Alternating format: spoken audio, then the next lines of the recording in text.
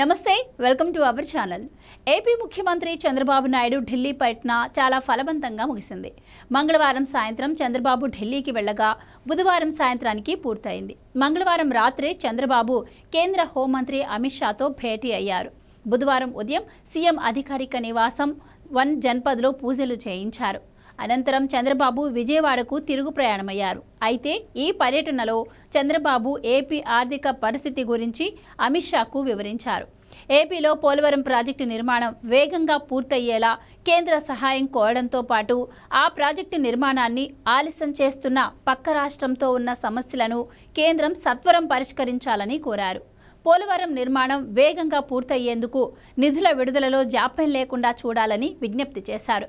పోలవరం నిర్మాణానికి గతంలో తాము రాష్ట్ర ఖజానా నుంచి పెట్టిన ఖర్చును కూడా కేంద్రం వెంటనే విడుదల చేయాలని కోరారు. పోలవరం ప్రాజెక్టుతో పాటు విభజన చట్టంలోనూ పలు పెండింగ్ అంశాలను కూడా సత్వరమే పరిష్కరించాలని, విభజన చట్టాన్ని అమలు చేయాల్సిన బాధ్యత కేంద్ర హోంశాఖ మంత్రిత్వ శాఖదేనని ఏపీ సీఎం చంద్రబాబు కోరినట్టుగా తెలిసింది. ఇక విభజన అంశాలతో పాటు అమిత్ షాతో ఇతర రాజకీయ అంశాలపైన చర్చించారు. దాదాపు గంట పాటు అమిత్ షాతో చంద్రబాబు భేటీ అయ్యారు. ఆ తర్వాత అనంతరం సోషల్ మీడియాలో అమిత్ షాతో భేటీకి సంబంధించిన విషయాలను వెల్లడించారు.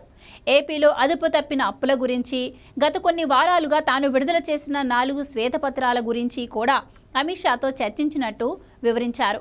గత ప్రభుత్వ అసమర్థత, నిర్వహణ లోపం, అవినీతి వల్ల ఏపీకి తీరని నష్టం వాటిల్లిందన్నారు.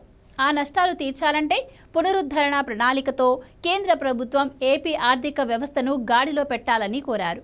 అందులో భాగంగా కేంద్ర బడ్జెట్లో ఏపీకి ప్రాధాన్యం ఇవ్వాలని కోరినట్టు తెలిసింది.